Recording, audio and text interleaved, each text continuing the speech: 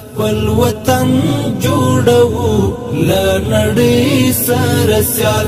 افغانستان اسلامي امارت له خصوصي سکتور سره په ګډه د افغاني تولیداتو د ملاتړ په پار په کوردننه او بهر کې لسګونه نندارتونونه جوړ کړي دي. د افغانستان اسلامي امارت هڅه کوي چې د نندارتونونو په جوړولو سره افغاني محصولات نندارې ته وړاندې او له دې لارې افغاني توکي په کوردننه او نړیواله کچه بازار پیدا کړي. له هغې ورځې چې د افغانستان اسلامي امارت واک ته رسیدلی د اقتصادي ثبات لپاره هڅې کوي څو د کرنې او صنعت سکتور په پښو ودروي او په دې برخه کې شته ستونزې له منځه یوسي او پر ټولو کورنیو او بهرنیو پانګوالو یې غږ کړی چې راشي په افغانستان کې پانګونه وکړي. اسلامي امارت د کورنیو تولیداتو د ملاتړ او هغو ته د بازار موندنې په موخه پر کابل سربیره د هیواد په نورو لویو ښارونو کې لسګونه نندارتونونه جوړ او افغاني محصولات نندارې ته وړاندې کړي دي. په هیواد کې پر نندارتونونو سربیره د ګاونډیو او سیمې هیوادونو په بیلابیلو ښارونو کې هم په جوړو شویو نندارتونونو کې افغاني محصولات نندارې ته وړاندې کړي